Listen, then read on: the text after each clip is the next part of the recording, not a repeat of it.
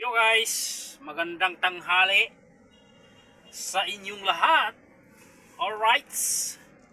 So ngayon mga guys, nandito ako sa Makati sa May de la Rosa.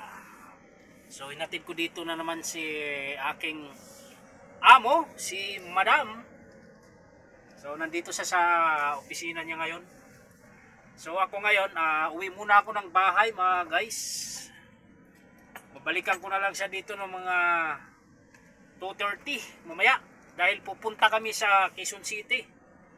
Dadalaw daw siya dun sa kanyang kaibigan kasi namatay. So pero bago ako bumalik dito mamaya sa sa office niya, may susunduin pa ako ng kaibigan niya sa Baclaran. Pinapasundo niya sa akin dahil sasama yun dun sa Quezon City. So yan mga guys, samahan nyo ako at pauwi muna ako. So dito na ako magdadaan ngayon sa may, ano bang tawag ito, ano bang street to? Hindi ko na alam. Ayop yan. Alright, yan o, laki na ng dala ko sa sasakyan o. Vero Pino pala, Vero Pino. Dito akong dadaan ngayon. Kanan tayo dito mga guys, palabas. Yan. Dito yung Vero Pino. Salcido Street. Yan.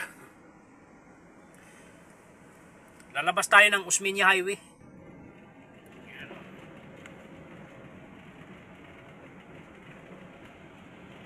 Yung McDo. Ang sarap mag-McDo. Ito may 7-Eleven. Ayan o. Dito na tayo banda sa may Cirrhosis. Cirrhosis up. Katapos namin dun sa Quezon City, dun sa namatay daw na kaibigan niya, didiretso kami ng mamaya Soler. Dahil mayroon siyang dun mamaya meeting at saka siyempre tagay-tagay na rin yun sila. So ito yung street ng Pasong Tamo. Street ng Pasong Tamo. Ito yung Walter ng Pasong Tamo. Walter Mart. Labas na tayo. Hi! Shoutout! Sa highway na tayo.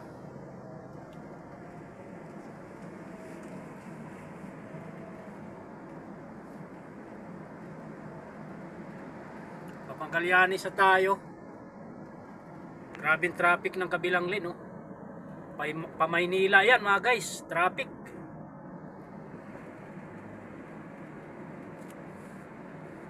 Buti na lang, pauwi tayo, walang traffic.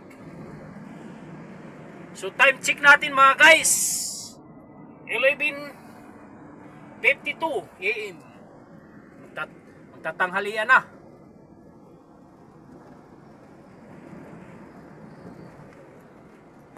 Yan, Magallanes oh. So yung kabilang lane talaga matraffic oh. Kanina kasi nagpasong Tamo ako, hindi na ako dumaan dito.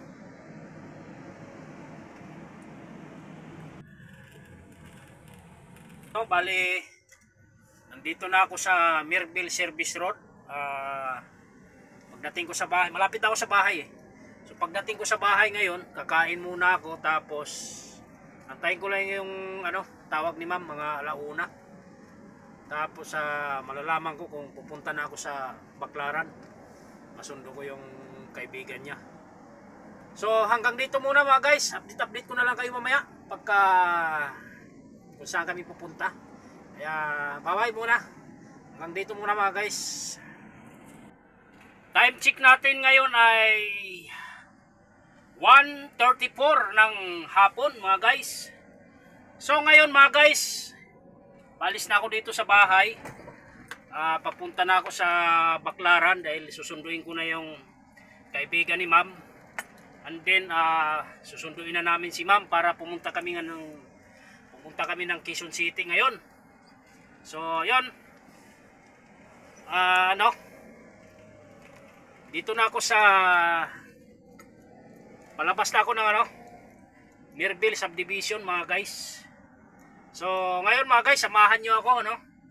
Pupunta lang muna ako ng Baclaran para masundo yung kaibigan ni ma'am. Kaya tara, alright, let's go tayo. Nga ako ng subdivision mga guys sa Mirville. So yan, nandito na ako sa C5. Alright, yan, wala naman traffic. So kaya ano, mabilis lang tayo nito makarating sa Baclaran. Tapos didiretso na kami ng Makati. Ay nako, nagro-road widening na naman sila mga guys dito. Oh, bagay parang ano naayos lang nila yung sidewalk para mas malawak yung lalakaran ng mga tao pag mga nagja-jogging. Kasi itong lugar na to dito mga guys sa C5, marami nagja-jogging dito pag umaga. Ayan airport na yan dyan mga guys, Terminal 1. Ayan.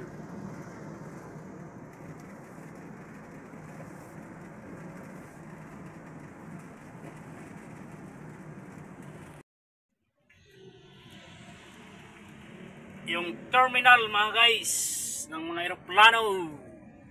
Yun o.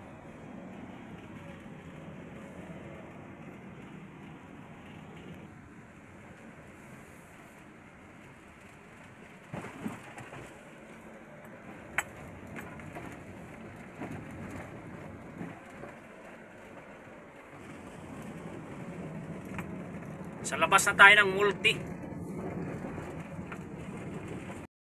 Yan yung Terminal 1 dyan mga guys, papasok. Ito naman yung patungo ng Baclaran. Buti hindi gaano matraffic ngayon.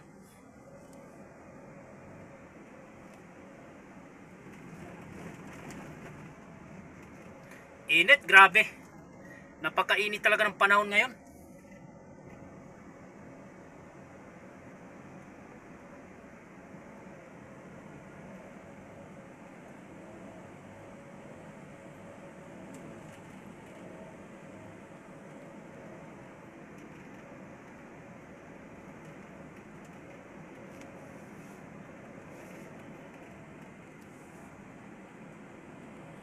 Mga guys, so nandito na ako sa Baclaran, no?